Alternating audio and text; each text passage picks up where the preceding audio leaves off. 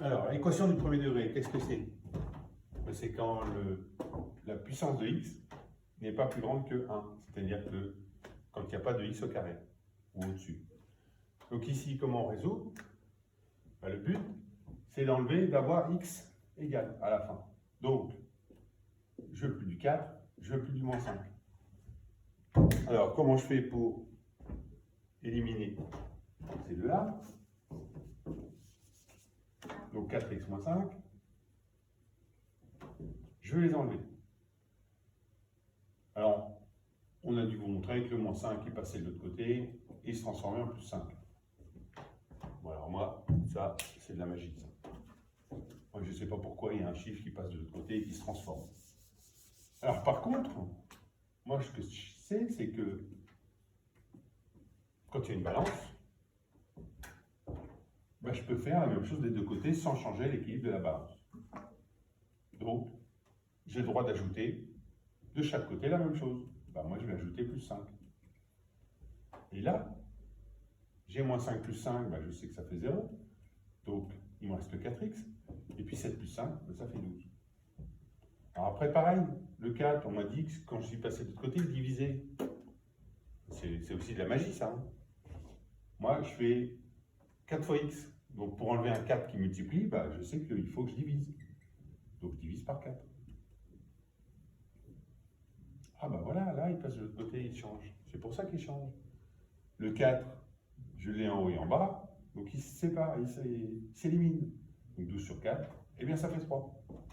Et j'ai résolu mon équation. Alors, je peux même vérifier hein, que le 3, ça correspond bien à mon équation de départ. 4 fois 3, 12. 12 moins 5, ça fait bien 7. Donc, je ne me suis pas trompé. Deuxième cas, un petit peu plus complexe.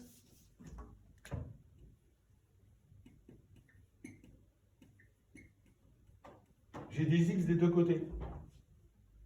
Là, je suis ennuyé. Ben, le but, c'est de me ramener à l'équation de départ de tout à l'heure, c'est-à-dire avec des x que d'un côté. Donc, soit j'élimine le 2x, soit j'élimine le 3x. Et je fais pareil que ce que je viens de faire, c'est-à-dire avec ma balance, j'élimine ou j'ajoute de chaque côté de la même façon. Donc là, par exemple, je peux éliminer le 3x.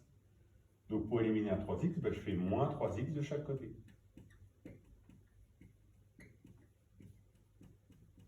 Et là, 3x moins 3x, ça s'enlève. Il me reste que moins 4. Et à gauche, 2x moins 3x, ça fait moins x. Là, j'ai bien un x que d'un côté. Donc je peux faire comme j'ai fait tout à l'heure. C'était avec le plus 3, je fais moins 3 de chaque côté. Donc moins 4, moins 3, ça fait moins 7. Moins x égale moins 7. Alors ça tombe bien, je tombe sur une valeur qui est un petit peu différente de d'habitude. C'est-à-dire que là, je n'ai pas de nombre devant x. C'est sous-entendu 1. C'est moins 1x. Donc pour enlever moins 1 qui multiplie x, il faut que je divise par moins 1.